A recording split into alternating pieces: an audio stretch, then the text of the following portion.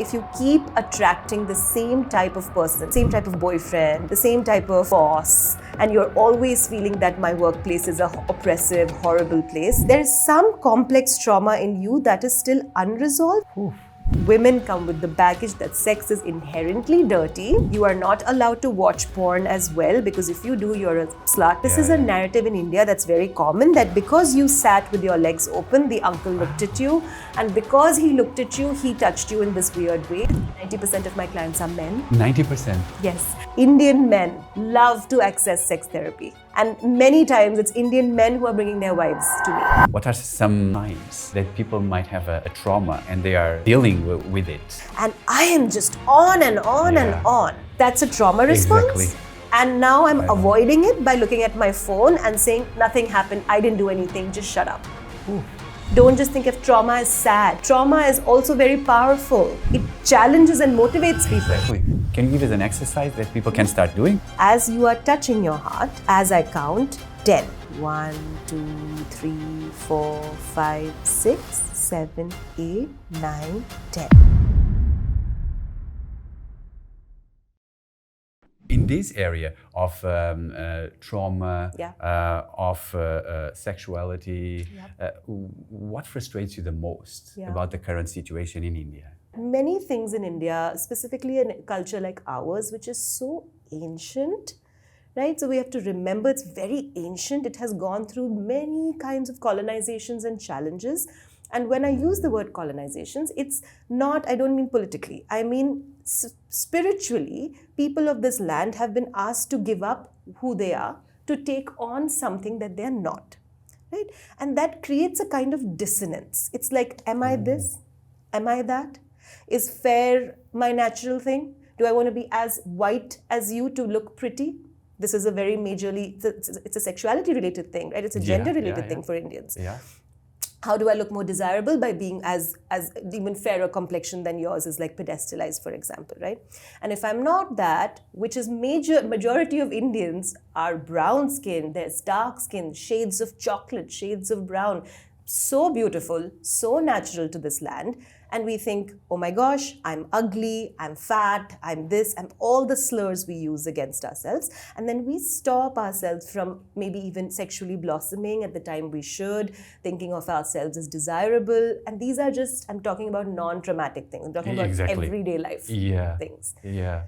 Couple this with the fact that we have a purity culture that's kind of come into India. It's a very...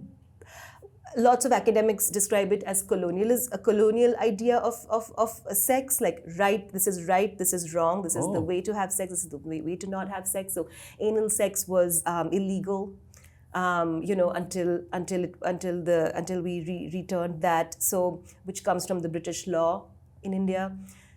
This was not what was part of Kama Sutra. This was not part of when you look back at ancient Indian history. This is also not what you find in villages. So I work with rural Indians. There is sexuality rampant. And I've said this to many people. Really? Right? Yes.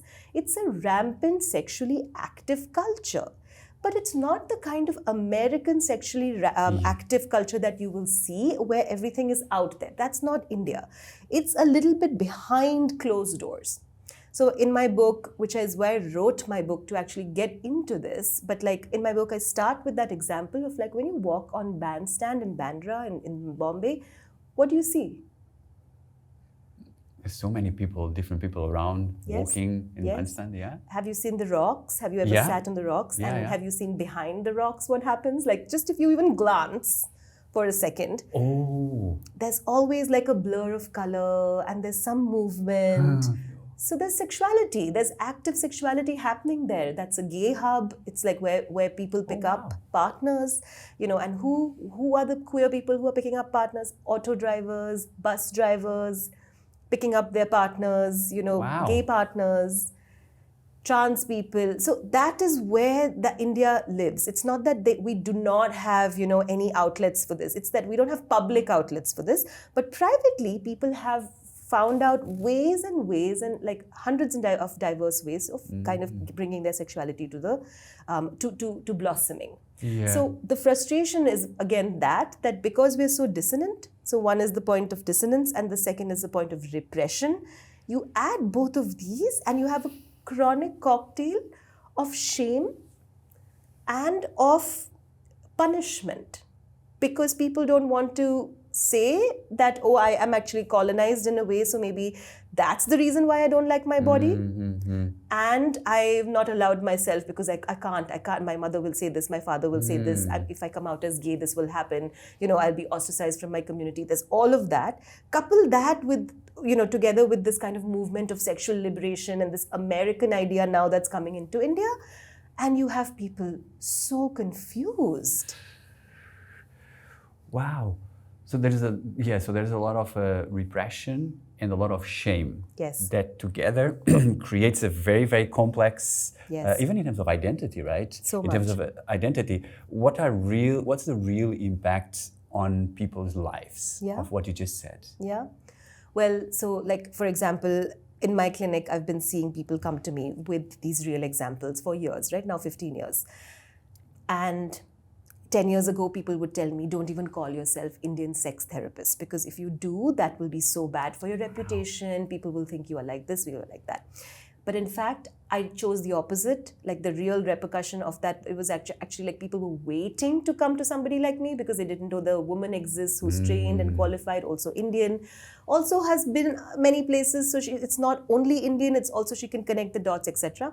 And I have never had, I mean, this is not me boasting, I'm saying there's not even one day that goes without 1,000 emails in my inbox, 1,000 emails. And they are rape crisis calls, which is why I'm so slow on WhatsApp and email communication, because it's too much. My team cannot do that all the time, right? And there are not enough qualified and trained people. Why? Because women and men are ashamed also to choose such a subject to study. Because you open a clinic and what's going to happen? What's the neighbor going to say about that daughter, Mrs. Bhatt's daughter is a sex therapist. What does that mean about Mrs. Bhatt? And luckily, my family is like very open, was very encouraging, was activist NGO workers themselves. So they understood, right? They understood that's nothing to be ashamed of. But culturally, we have a long way to go. So that's one real life repercussion. And I've not even come to trauma. Exactly. Yeah. So shall we go into trauma a little bit? Yeah. So I think a lot of people use the word trauma, but I'm not sure if everyone is aware what exactly is trauma. Yeah. Maybe to start, can you tell us what is trauma? Yeah.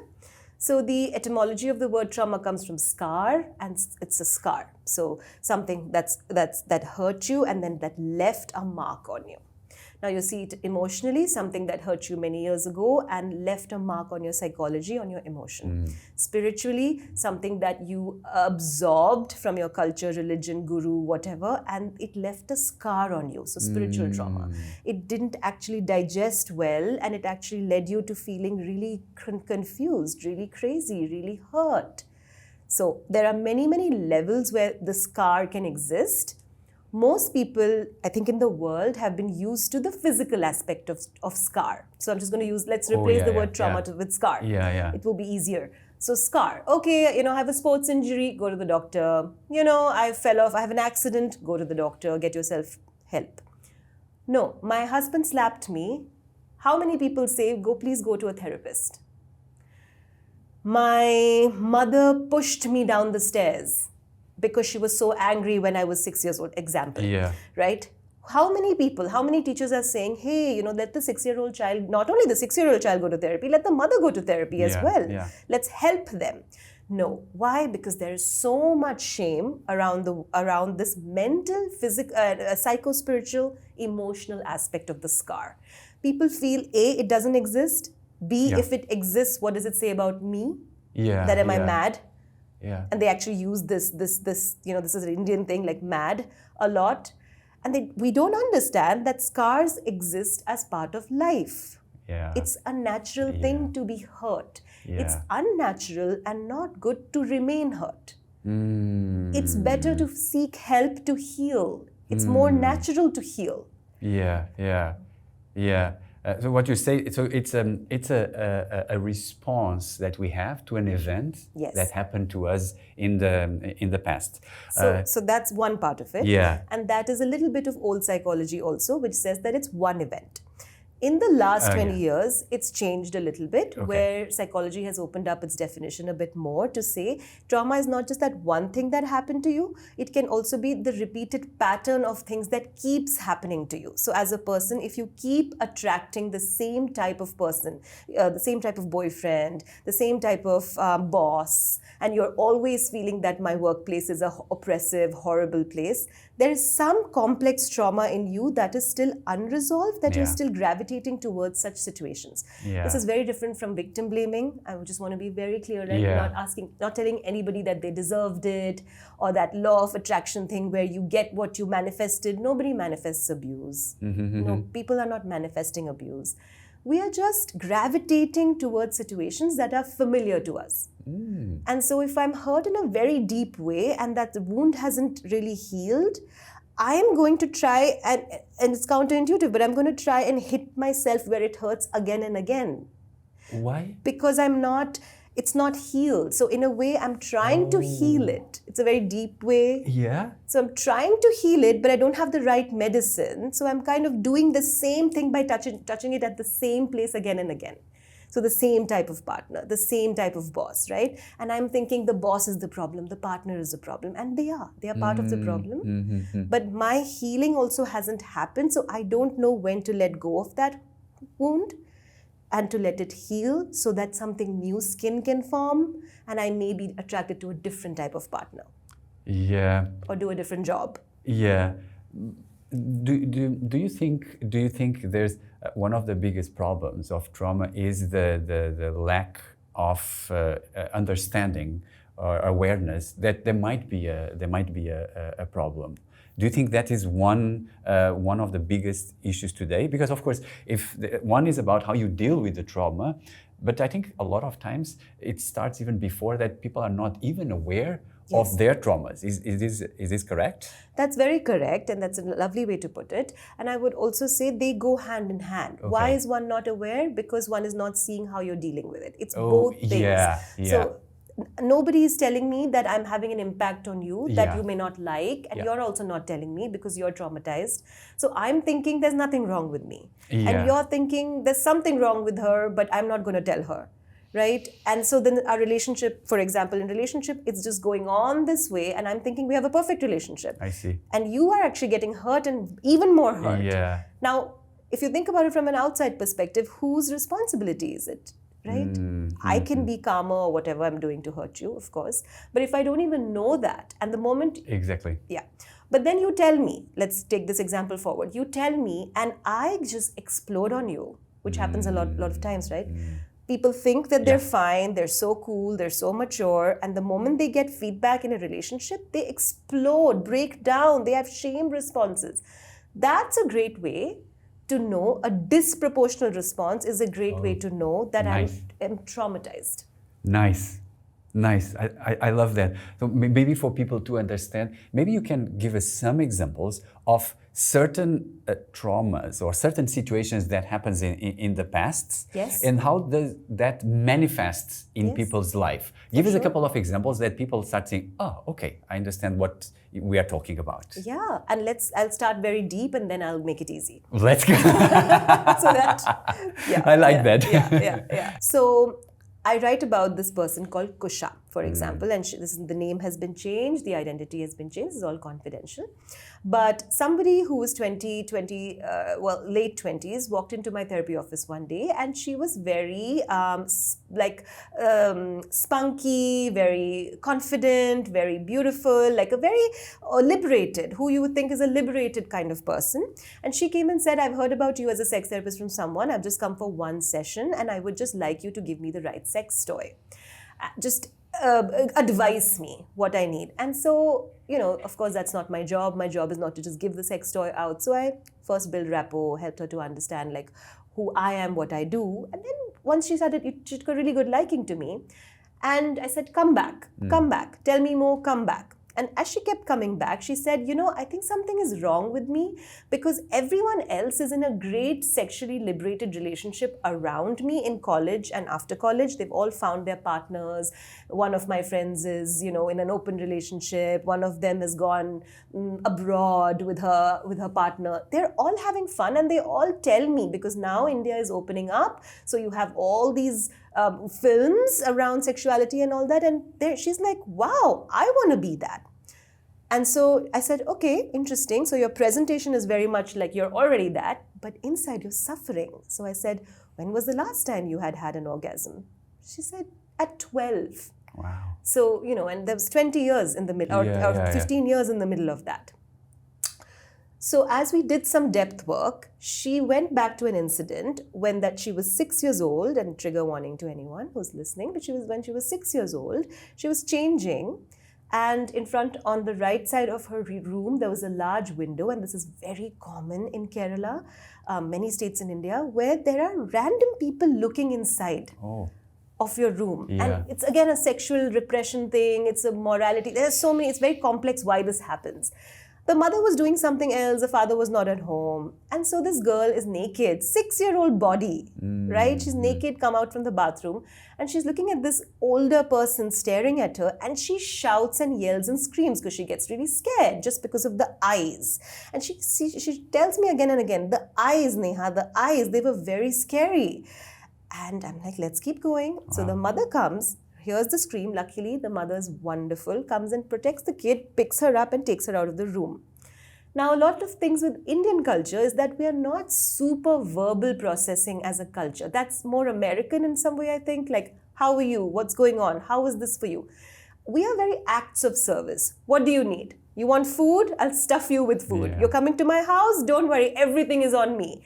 That's the culture, right? That's the love language of the culture. So the mother wasn't really prepared to go very deep into processing the incident with the child, but she did the best. At least she didn't blame the kid and all that. Which happens also a lot, right? Happens so much. Yeah. Okay. That most of the times, actually, I would say many of the times, the child is told, like, you should hide in the bathroom. Exactly. Why did you open the window? She's 6. So as the child is processing this incident by herself, it's actually, I should say, not processing the incident by herself. She's thinking, okay, something happened, my mother took me away. She says, Neha, as I matured sexually, the moment I started having a crush, and natural when you're having a crush, you're 12, 13 years old, your puberty is blossoming, that's when you realize what an orgasm is, like an erection. I'm talking about biologically, right? Exactly. Psychobiologically. She said, whenever I used to access that, instead of my crush's face, which is like another 12-year-old boy in my class or something, I'm thinking about the uncle who was like 70 years old, And so she's like, and I'm not thinking of him in terms of pleasure. I'm thinking, yuck, somebody is going to hurt me. So she said, this has continued on until now that I have a lovely boyfriend. He's very safe. But whenever he touches me, I feel really, really upset. And so then I said, what does he do when you say that? And so she said he takes it really personally, which is also a very common response. He says, but I haven't done anything. What's wrong with you? Oh, shit. Why don't you get over this already? Like, I'm not the bad guy here. What's wrong with you women? You make everything about men, So she went into this kind of like grief narrative with me. And that's just one example of how something in the childhood impacts teenage, carries in adult relationships. And then remember, she's at that age where the parents are going to pressurize her to get married and to have 2 children soon. That is another form. So then she was like, I'm actually dreading that because they're going to say, now after years of purity culture, now just get married and be hypersexual and have children like suddenly within 1 year. And she's like, I'm not ready for that. I'm not ready to then take care of children because I'm not sure I'm understanding what's happened in my body. Wow. And that was like at the age of 6, and she was not aware about it, right? And she was, what is interesting is that she was trying to look for solutions, but without addressing the real problem that came out when she had a conversation with you, right? Yes, and not just a conversation, actually like depth therapy techniques, which is that person has to feel safe enough, person has to go into kind of a meditative state for that kind of memory to come up. Now imagine what a privilege that is to pay someone who's educated to go, right? And in general, so one of my other frustrations is that in general, this is not accessible to people, which is why something bigger, we need to talk about this in bigger ways rather than a therapist and client relationship or a teacher-student relationship. People should be aware that when their partner comes and says, you know, that touch didn't feel good, instead of you saying, man or woman or trans person, anyone, that person saying, your fault, what the hell is wrong with you? Can't you let it go? Try a different approach of kind of asking what's going on. Explain to me. Yeah. What I like before, so you mentioned before, like one way is like when you have a exaggerated response to an event, there might be a trauma. What are other ways that can people might have a trauma? What are some signs that people might have a trauma and they are dealing with it? So when you are especially kind of like going through, let's say, breakup or grief, or somebody in your life has died, something very kind of upsetting to you, and you wake up in the morning and you meet somebody who has nothing to do with that, right? Now, if you're not in a very aware state of mind, just think about like how that would be for you. Just a normal response. In which sense? I didn't. Like if you get up in the morning and you say, okay, cool, I'm just meeting this person, but you know you've had a very difficult night, you've been crying, for example. How would you approach that stranger from a place of non-awareness? No, I wouldn't feel very, very comfortable. I wouldn't feel very, even maybe I wouldn't like to talk with the person. And the person avoidance, who's, yes, exactly, avoidance. And the person who doesn't know you will probably be like, oh, that Rodrigo is kind of strange. You know, he was kind of not very open and warm. Maybe you're a very warm and lovely person, but when you met me, you were just kind of acting weird and you were kind of like shaking a little bit. You were always on your phone. I was trying to talk to you, but you were just constantly on your phone. You were not present. So I'm going to go back to my friends or whoever, for example, that morning of meeting the stranger friend, and I'm going to be like, weird, I didn't have a good time at all.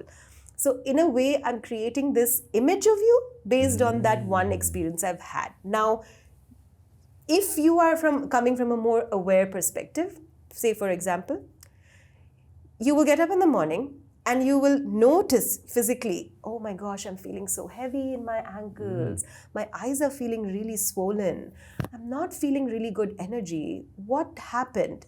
Your mind will bring up like last night and all the memories, and before going to sleep, you were crying and you were on your phone looking at pictures of your ex, for example. Common thing. You will be more aware that I need to cleanse my body of this experience a little bit. I can't just expect myself to show up with a stranger in a positive way because there's stuff that I'm carrying that's not processed. Now, that's what awareness brings to trauma. That's what trauma awareness is. That I have something I'm carrying that's about me and my body is not feeling good, so I need to help myself. Trauma unawareness is, I don't know, I had a rough night, so I'm just going to go have a couple of drinks, and then I'm just going to wake up in the morning and just go to work. Then I go to work and somebody's trying to connect with me, and she's a nice person, but she may also have some demands of me. She's asking me things, and I'm just going to find her so irritating because I'm going to be like, why? What's wrong with you? Just shut up. You know, you're annoying. Just do this, just do that. Now I'm actually re-perpetrating the trauma cycle and making it hard for everyone around me because I'm unaware that I'm really struggling. Right? So I'm going to blame it on you. You're struggling. The traffic is bad. And the traffic is bad. Pollution is there. But it's always on someone else. So a trauma response is that. A trauma response, let's just summarizing. A trauma is a scar. Right? An emotional scar. A trauma response is my coping. It's my own medicine to that scar. It's something that my body did to heal the scar. It may have been a good response, it may have not been such a good response. So Kusha helped herself to deal with the anxiety and the pain of being sexually harassed at 6 by putting on a very cool front that she's so confident, she's so hyper-individualist, she's so powerful. Because she's like, nothing affects me, which was not true. Many things affect her. But that was her trauma response. So when you said avoidance, avoidance is a trauma response. So I would rather be on my phone rather than dealing with the grief that I'm missing my ex. Yeah. Right? Yeah. So the scar, the trauma response, and then the trauma healing. These are the three parts of trauma-informed work that I think would be greatly less frustrating if more people understood this. And I think we could really heal some of the, violent trauma responses, repressive trauma responses that we see around us every day. Yeah. But how do I know? What are some signs that I know that I might have a trauma?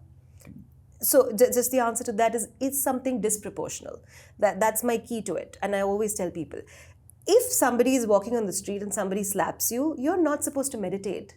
Yeah. Okay. Right? Because sometimes people do think that. They think, am I just supposed to be non-violent No. If someone has hurt you on the road, you're supposed to defend yourself. That is a contextually appropriate response. That is proportional. But if someone has not hurt me and I'm walking into the office and somebody is annoying me and I'm actually telling them, you're such a donkey, you're a piece of shit, do your job better, what's wrong with you, everyone's an asshole, and many people talk like this. Yeah. That's a disproportionate response. I see. That means it's me. There's stuff here. Yeah. So there might be something that I need to work on. I need to heal. I need to heal. Yeah, and what you said. So there are three phases. There's the first is the trauma. Then the second is the trauma response. And the third is the healing. The healing part. The healing. What are some of the most common traumas that people come to you to look for help? Yeah.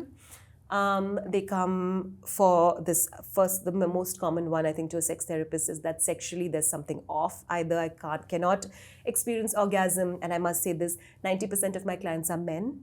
90%? Yes. Somehow my frequency always attracts more masculine people, and it's so interesting. People are always shocked, and India is the most blossoming place for this. Indian men love to access sex therapy. And many times it's Indian men who are bringing their wives to me and saying, can you help her to expand? Can you help her to make more sense of her sexuality?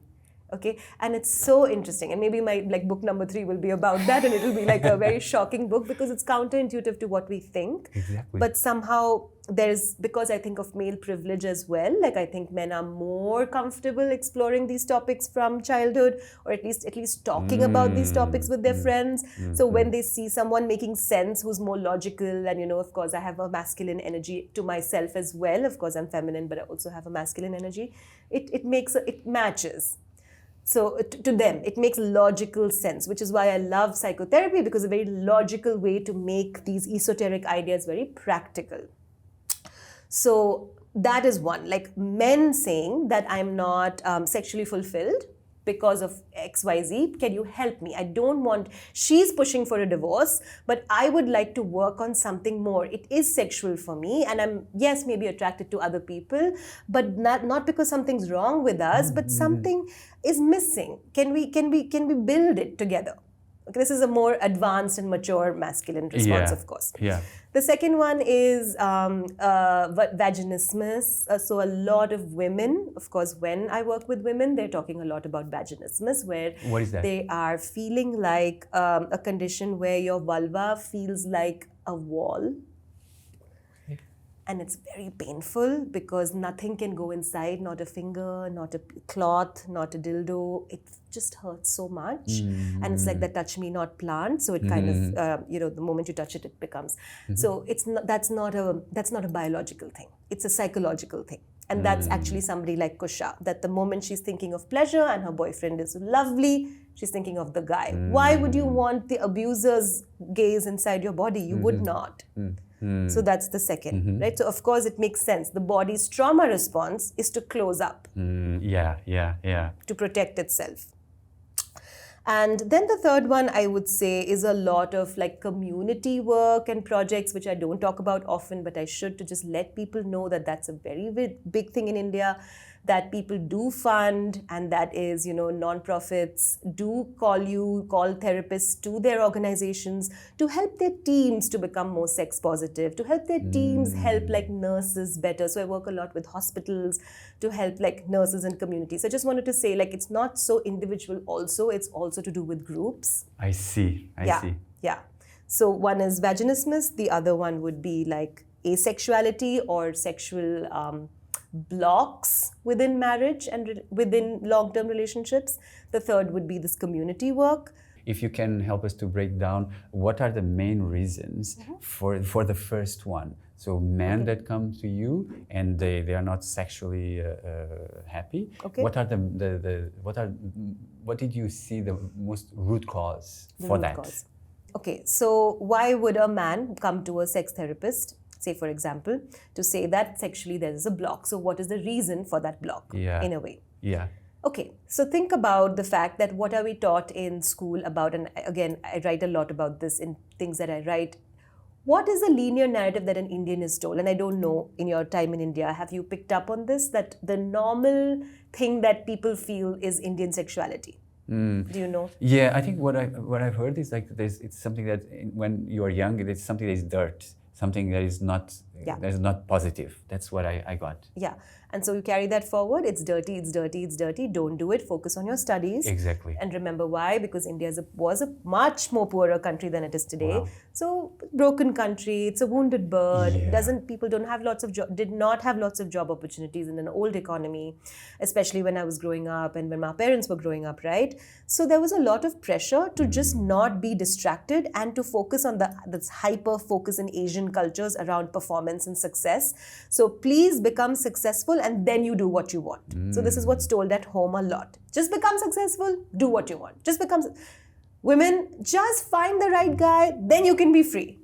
Just don't do it at home. So don't wear a mini skirt at home, but if you wear it in your in-laws' house, I will not say anything, says the mother. Like these kind of like these hypocrisies in a way. Yeah. And to the guy, they are saying, we know that your testosterone is high and we know boys will be boys and all this. So you can go and like have your girlfriends, but the girl you marry, she should be like very decent. She should be a good girl, lucky, and this was like much more prevalent when I was growing up. She should have straight hair. She should be very thin. She should be very fair. These kind of things. These are changing now, of course. Of course, we're becoming more decolonial for sure. And like curly hair is natural to our land, so I'm like, I'm not sure what people are talking about. Or dark skin or curvy hips. This is part of the Indian genetics. So colonizing yourself out of this, and parents are saying this, right? You have to be this way. So imagine male children are growing up with this idea that cool, so I can just masturbate to pornography because that is where I get my sexual needs met growing up, right? That's allowed as long as I'm not marrying the porn star, that's fine, but I can just do this.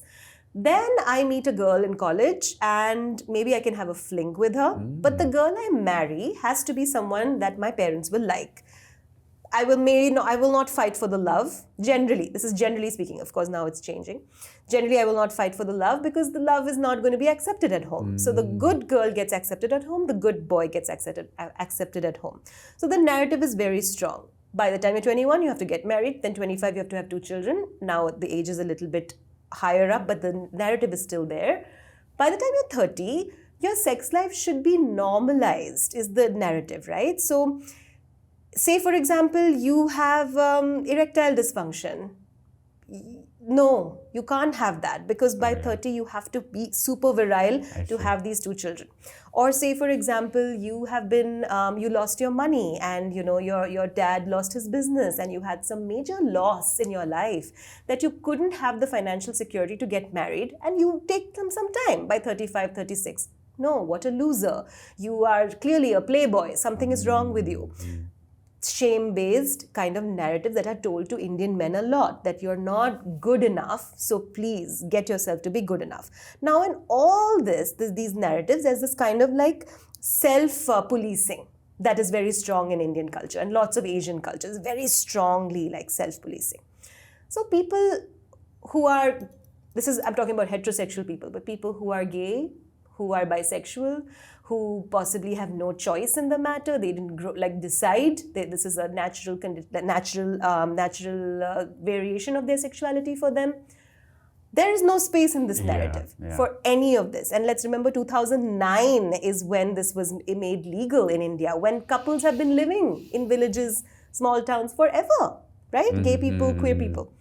So this narrative gets more and more broken, complicated, messy. So people, of course, are following this just to say that, yeah, I'm a good boy. But on the side, all natural things are happening. Like natural desires are bandstand stories. Bandstand stories, second wives, cheating. Oh, I see. I see. Women cheating on their partners. Like going behind your back, getting your needs met. Yeah. And then coming back to your house to be like, I'm a good boy, I'm a good man, I have this much money, now I have a child. Now look what's happened. Now children are opening up to technology and they're asking their parents questions. Yeah. They're like, you're asking me to be honest, but there's something on your phone that I see that you're hiding. Oh shit. And now this is this kind of conflict. So when people, so all of this, I mean, it's not a short answer, right? Yeah. All of this is part of a stagnation of connection in a long-term relationship. So a man is coming with these kind of baggage, into a marriage, and the marriage I'm saying is because it's a marker in India, like when you're married, you're mature. Not true. Woman is coming with her own baggage. And then you're being told, like, come on, have children. Then the children are in the mix and they're dealing with your baggage. So that's when people now, younger men who come, or older men who are more open, who come to sex therapy or trauma therapy, they are very much in need of a kind of authentic release for who they are. They really want to be more in touch with themselves because now society is different. There are more jobs. Everybody doesn't have to be just a doctor, lawyer, engineer in India. Yeah. You have better infrastructure around you. More people can afford better housing. So while this is happening, now there is space for emotional needs to be attended to. Okay. Yeah. Wow. That's I mean, at first it's not a easy answer because the problem is complex. It's so complex. It's really, really complex. So it started by oppression. It starts by a narrative for so many years, and then there's this need for, let's say, for performance. Exactly. And then of course this creates such a stress and impact that dysfunctions the way a man explores their sexuality and then the relationship with the woman, right? Exactly. Yeah. Which manifests, so now coming to the third part of it, right? In a way like the healing part and not just I wanted to go there. Yeah. So go ahead. I caught that. Just and not to speak on you, but just to connect it since it's on my mind. That's like that manifests as blocks in the body. And what I find frustrating even around, say, podcast culture in general, or let's say tips and tricks culture, is that it focuses on these small answers that are tips, but it doesn't help people see the bigger, something bigger, that there is something so much bigger going on. So when a person comes and says, I have a sexual block, it's very easy to say, you know what, just massage your wife's back and talk to her and she should be good to you and you should be good to them. Like, it's very easy to give this kind of advice or say, let's read a book. It's harder to help someone to see, like, man, you must be carrying like 30 years of psychological conditioning of how you should be. And look, all your fetishes and desires and kinks are like nothing to do with this idea of normal sexuality, which doesn't mean you should abuse anybody or you should be into crazy things. I'm saying maybe you have desires that you have never told your partner. Maybe your partner really likes being supported by you in ways she feels ashamed to say. She likes a certain kind of touch. She wants you to like press her feet. I don't know. Maybe there are so many things there. But if you have so much shame between you and now you are the adult, your mother is not the adult, your father is not the adult, there is no policeman sitting in your house, you are the adult. This is where the healing really works, when someone like this is like, that's right, Neha. Thank you for reminding me. I am the adult. So I can shape the life of my family. Yeah. That's where the healing starts. Yeah. And then so maybe you can share how is a normal healing journey for a situation like this? Yeah. For a situation like this, we would... in psychotherapy, we have like a whole technique. So it would be in 16 to 20 sessions, which is like 20 or 40 hours. So 1.5 2 hour sessions, long sessions of like meeting. I'm talking just in psychotherapy. How frequent? Either I would say once in 2 weeks if it's a very long session, so bi-weekly. Yeah. Or once in a week.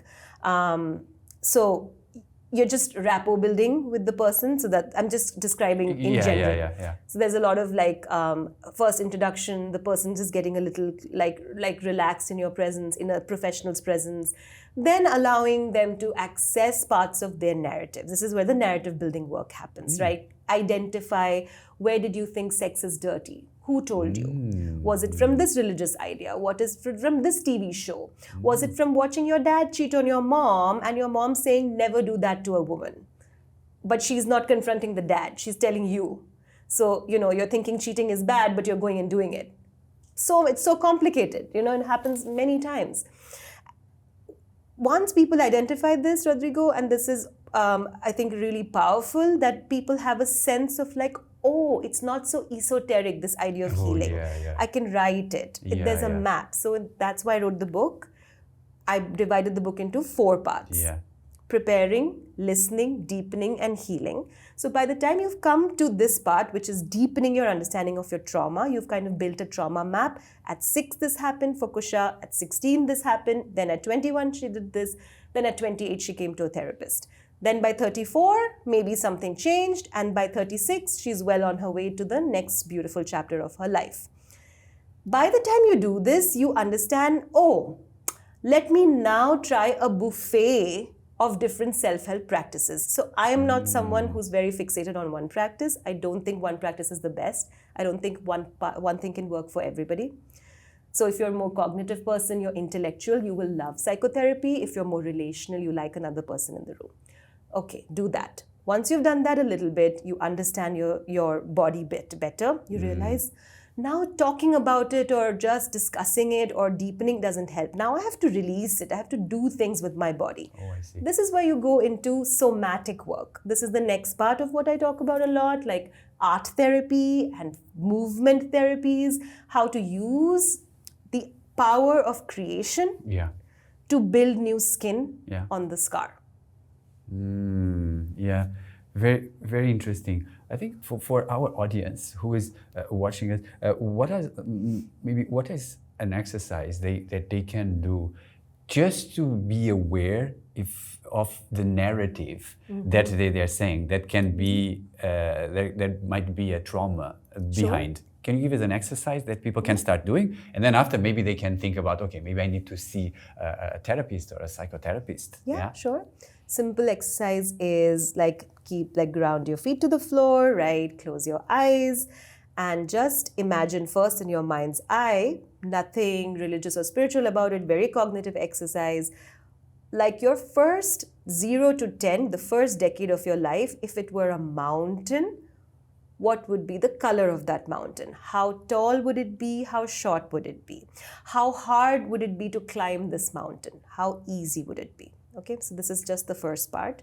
While you're thinking of this part, some people will say, man, 0 to 10 is when my dad lost all his money, my mother died, my dog died, I just had a horrific childhood. There are people who will say this.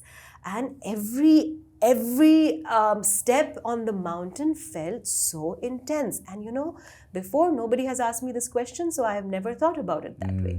And then I will say, great, now write all of that down and make it year by year, because I like to be detail-oriented. So go into okay, if you're born in 1986, 86, 87, 88, 89, the first decade.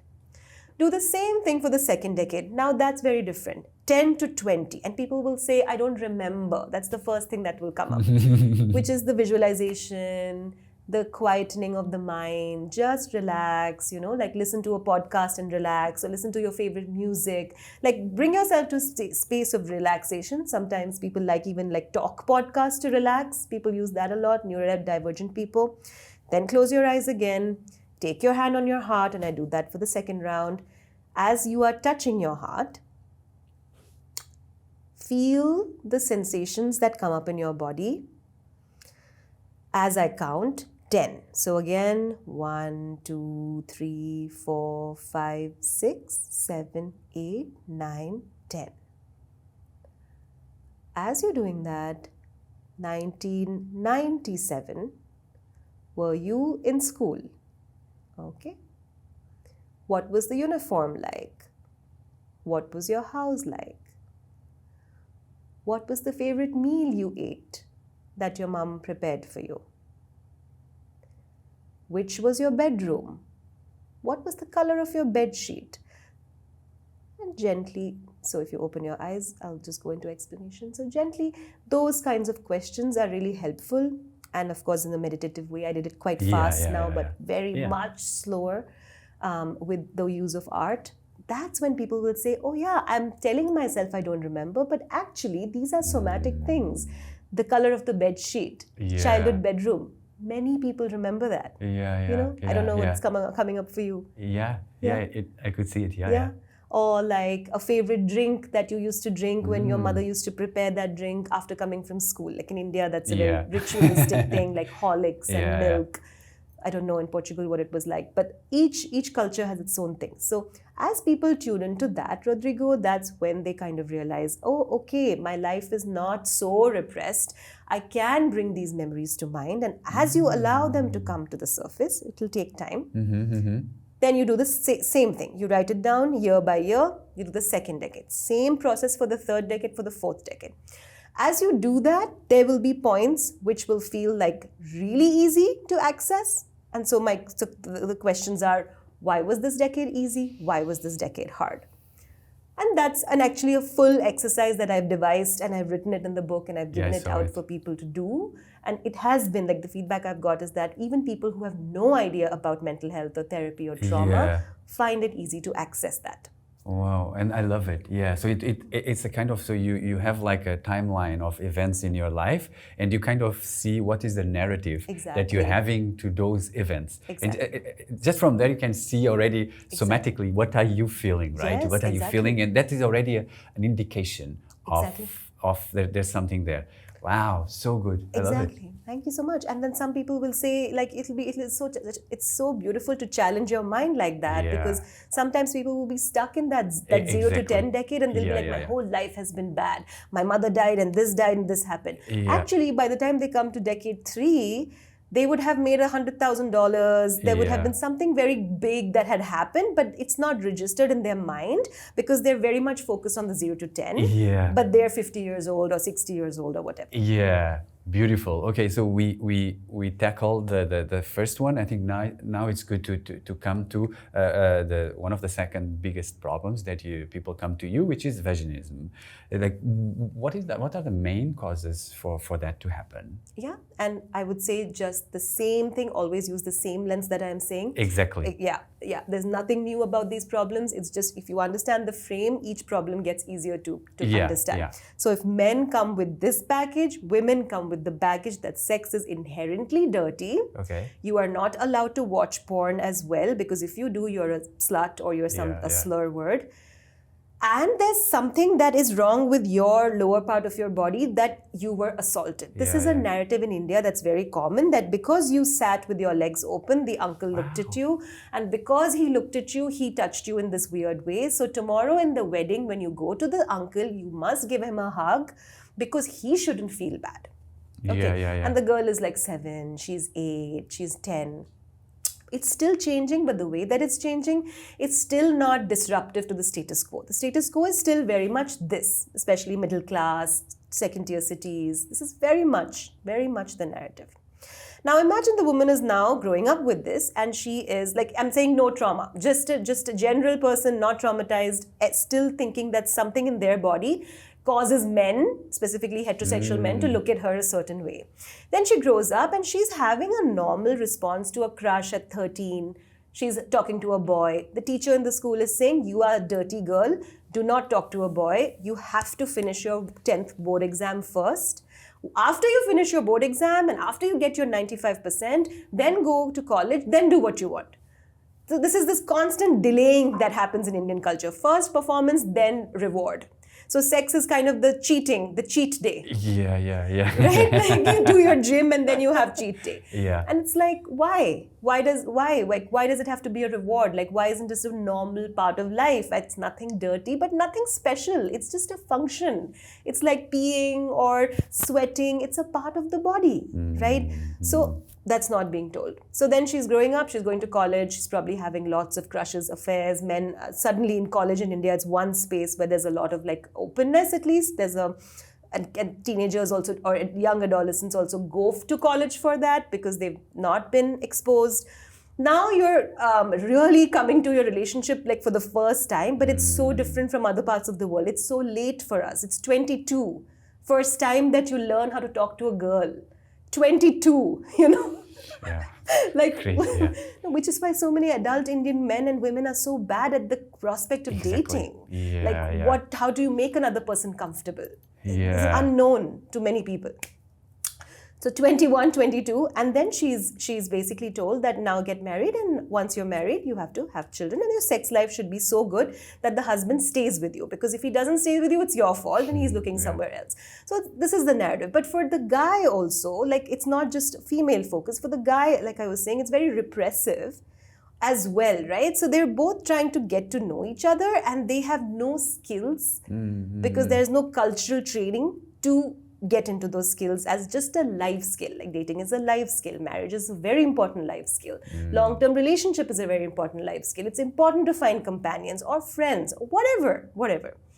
Now, in all of this sexual repression, women will tell me, I found my dad's porn magazine, and there were these very like scary looking women who were getting hurt in that magazine at 7 or 8, and I found it in my dad's cupboard or something, and I just freaked out because my mom has said that every man is hurtful and will hurt you, and I just like freaked out. So that means my dad is also hurtful, he will also hurt me, and now I'm going to school and the teacher is saying you're the problem, stop talking to boys, get, focus. Then I'm going to college and I'm meeting like immature men.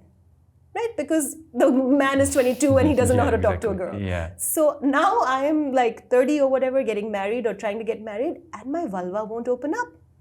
Shit. Whew. So that's the narrative of vaginismus, that the vulva won't open up.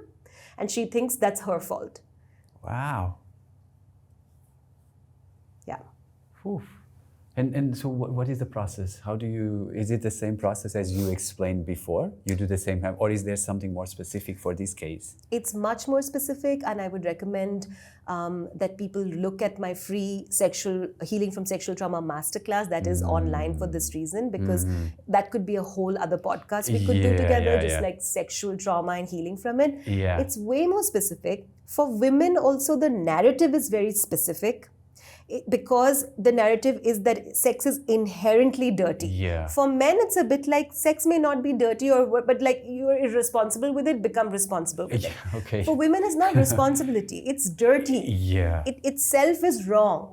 So if you're having an experience of pleasure, there's something guilty around it. And the best women in India are women, like the most okay with their bodies are women whose mothers have not been helicopter protecting them. They have had independent rooms, private bedrooms.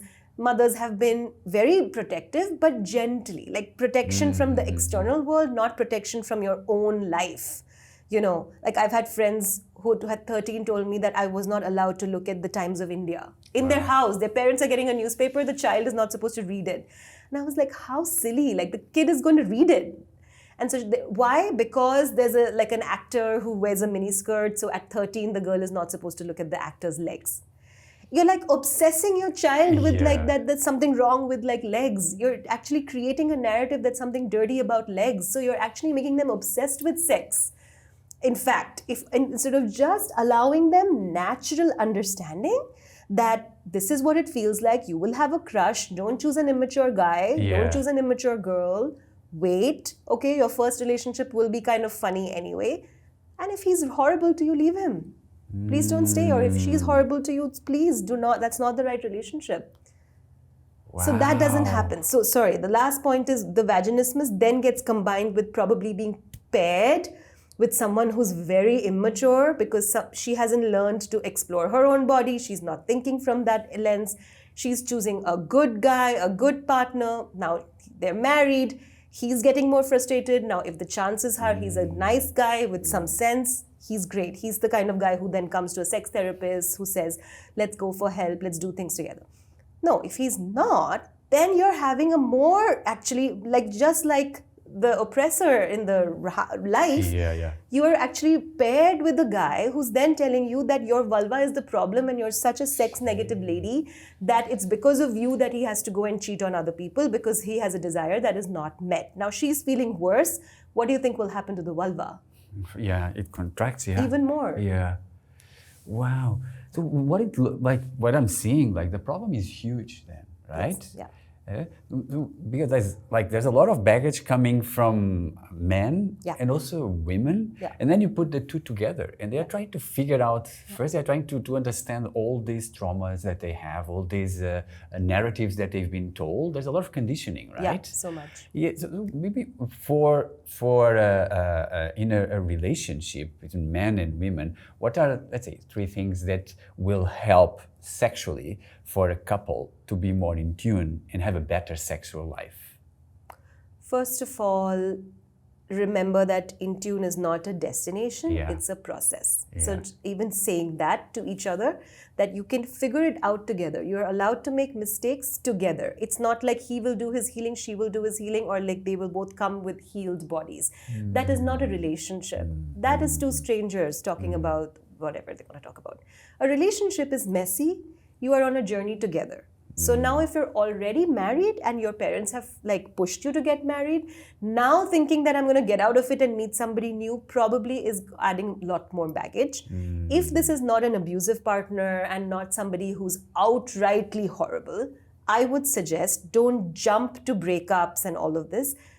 Try, at least give yourself a couple of years or at least 2 years, I would say, to try a couple of things. One is decide together that it's a team. So when you actually even make that decision, if something hurts you, it hurts me. If something hurts me, it hurts you. If I have vaginismus, it's also your pain, right? If you have sexual negativity or repression, it's also my pain, right? So we are in it together, which doesn't mean I have to like baby you or you have to parent me. Sometimes in India, that's what people think it means, that it's like I have to drag my partner to the doctor. No. It's more like you're 2 independent adults. Now look at the same direction together. Don't look outside. Look together. So that's one, the cognitive frame. Make it like match. The second, now, if the match has happened, do some inner work together. So choose an exercise like the three mountains. Choose a podcast. Now, there are so many excellent resources we have. They are free. There are no excuses. Please don't make excuses that I don't know where to look. There are podcasts in every language. Spanish, Hindi, English. Excellent people coming together to share like this, like excellent people, thinkers putting their resources to bring people together, right? So that's happening.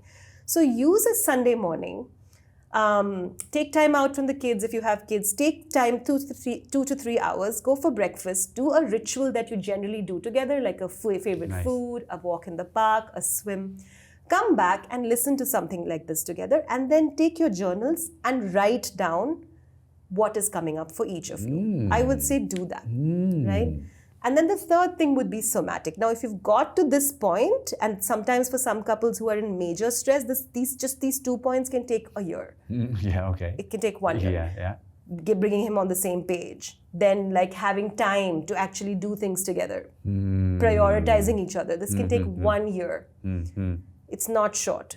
Then point number 3, which will be the last one, is now you have to engage in somatic practices. So now start addressing the sexuality. The sexuality cannot start from the beginning. Sexuality is just an outcome of what's happening around you. Sex itself is nothing. It's just energy.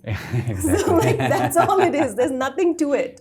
So when you go to somatic, that's when, perhaps I could give you a massage. What do you think about that? Ask your wife. And if she says, I still feel uncomfortable. I'm still mad at you. I'm still angry. That's great. She's telling you the block for her. Okay, can you address the anger? What does she need? What do you need? Okay, if that goes away and he says maybe to the woman, I would like to watch, this is a little PC, but non-PC, but like I would like to watch porn together. I would like to engage in a sexual act that's a little bit different, we haven't done it in years. Can you be a little open-minded, as a partner, and include something that you haven't included in the past? Can you try? Don't jump to it, right? That's not the trick. But you have to at least try to bring it in after you have more comfort together.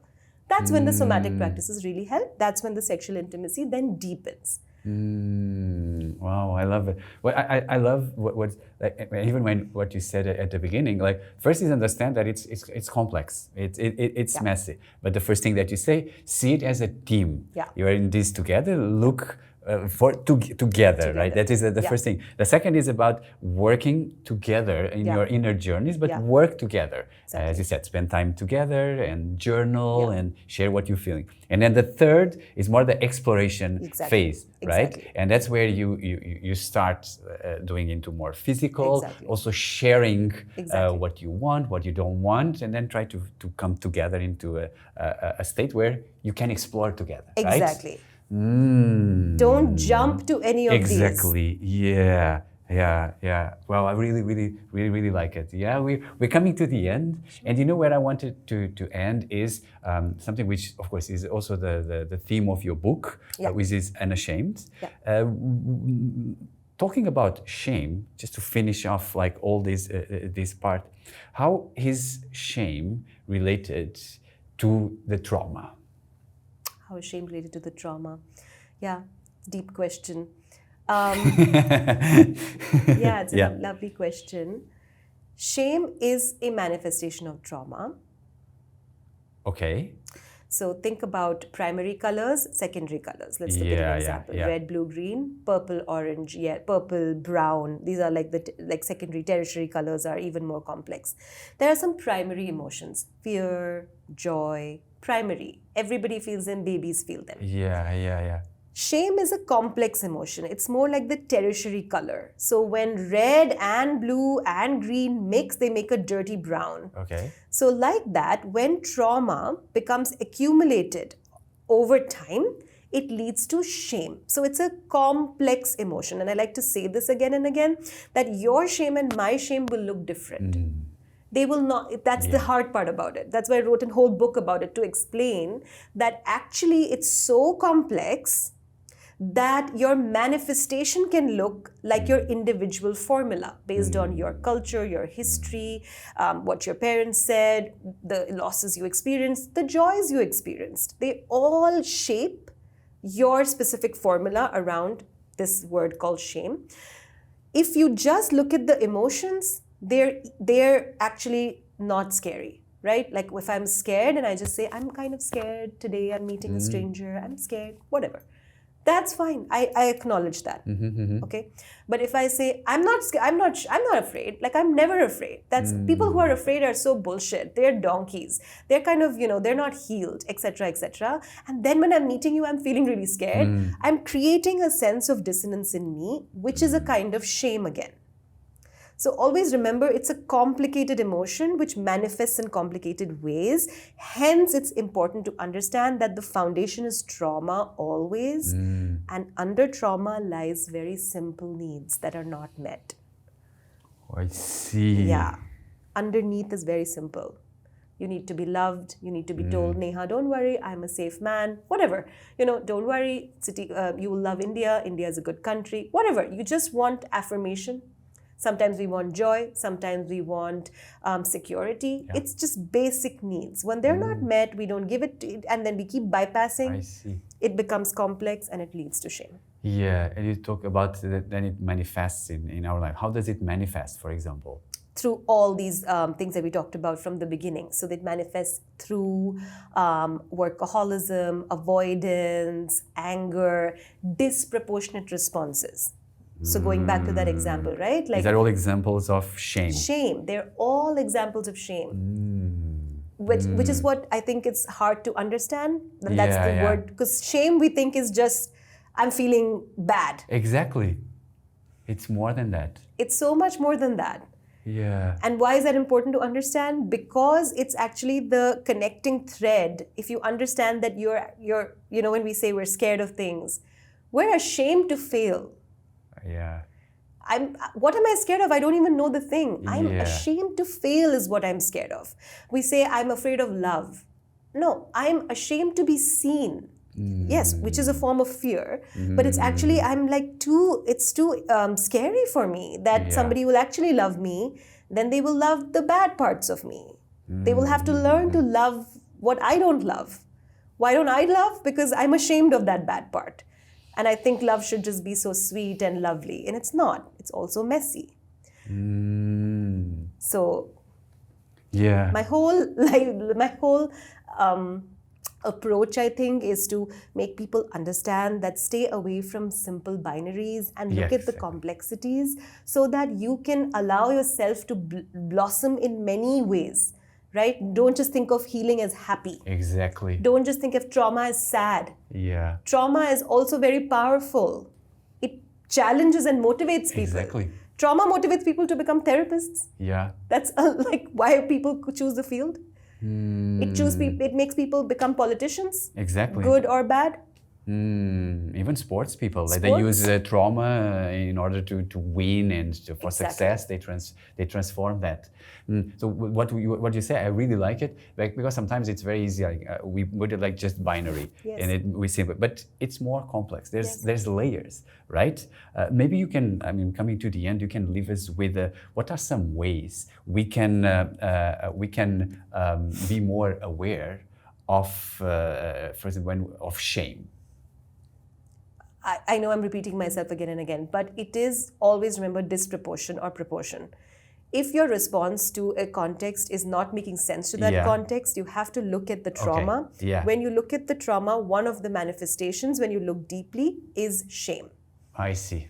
Right? I see. Yeah. And when you work on your trauma, you will understand where am I getting ashamed and stopping myself. Exactly. And where do I maybe just need some affirmation? You know, where can maybe I just need to be angry at my colleague. Like I walk into office and I'm carrying a lot of anger and I'm not processing it and I'm shouting that my colleague is a donkey and he's useless and all of these things. Where do I just need to relax a little bit and think that is it really his fault? Does he really deserve that? Or is it me with all my years of what it means for me to have a colleague and who doesn't perform and what does it say about me? I'm getting activated. It's disproportional. Yeah. Now, if my colleague, say for example, just to end this, again, just giving these examples to be super logical, if my colleague has stolen money from me, burned down my office, of course, I will be super angry and it will be very explosive because it's proportional. He has done something for me to be that angry. I don't have to murder him, but I will be very pissed off. But he's not done something. That's just his nature. He's forgetful or he forgot and said sorry. And I am just on and on and on. That's a trauma response. Exactly. And now I'm avoiding it by looking at my phone and saying, nothing happened, I didn't do anything, just shut up. That's the shame part. That it's a complex trauma response. I see. I understand. Yeah, I think at the end, like, when do you think what are the signs that someone need help? They will not be able to handle themselves and they might need help. When does that happen? I mean, when other people around you are reflecting back to you, I think that's the only way that's really effective. Otherwise, by yourself, you may not agree, you may be very defensive, and I've seen this many times. So two people only change to 2 points. One is crisis, and crisis is often a force from external party. Or an internal force, which is just an intrinsic motivation that you reach a point of maturity in your life and you're just so tired of the ways that you work that you are like, I need to change something. Yeah. But I would suggest the first one for most people. If many people in your life are pointing to the same thing again and again, you're getting the same message from existence. Everywhere you go, people are feeling a little off in your presence or you're doing something. That's a pattern. Look at that. So that's why self-reflection is super, super important and self-awareness to be able to understand that there's the patterns and understand, okay, there's something off. And then whatever you do, that's another step. That's another step. That's another step. But first receive it. Exactly. Now the fact you can't receive it, that's shame. Yeah. I see. Love it. So good. Okay, I have one last question for you. This is too good. Yeah, you said that 5 times. Yes. Since I started the episode, I started saying I have one more question to you. But this one, I think people ask you a lot of questions. But what is one question that not many people ask you, but you would love to talk about? What is the difference between my fault and my responsibility? I think that's a very powerful question. And when people ask me that, especially my friends, clients, then I feel really nourished by that conversation. And that's very important to me. So to expand on that, when people say, what's my fault? Just tell me, what did I do wrong? I don't find it very valuable for me, because I feel like they're looking for a teacher to just tell them like right versus wrong. And I don't think that's very effective in their own soul maturity. They're just looking for someone else to come and tell them. When people say like, was it my responsibility only? I should have done something. They're like in self-blame so much, which is really great that at least they're not blaming someone else. They're like looking at themselves, but it's also a lot of work for me then, even as a friend, to pull them out of self-blame. I really like when people come with clarity to their problem and say, and this is, I just mean in a friend, right? Like not their client, like just normal, good conversation in a party also. What is my fault versus what is my responsibility? How do I figure it out? How do I know when I'm in fault, when I'm in responsibility? This shows a very beautiful state of constant self-awareness. And for me, it's very beautifully nourishing. Wow, what a beautiful way to end our conversation. I have one more question. No, I'm just joking. It was so good. I loved our conversation, and I think you brought light into very, very important topics that many people struggle. So I'm happy that I'm also amplifying these kind of conversations. Thank you. And I want to say one last thing is that I'm going to do many more retreats. Also, I wanted people to know this. I think the next decade is very scary to look at geopolitically. I think there's lots of conflicts coming up in the world. And I don't mean to just say me. I mean, there are many conscious spaces coming up in the world. And I think we need to invest in that as an idea, to bring many types of nationalities, people, cultural backgrounds together, to do depth work, to not just attack each other on the basis of religion or skin color or anything or spiritual belief, but to see like what is the deeper aspect that we disagree on and what is the deeper aspect that can bring us together. This is one of the reasons I offer my masterclasses, my retreats, and I'm trying to do a lot more work across the world to bring this to fruition. So just wanted to say that. Very good. Awesome. Thank you. Thank you.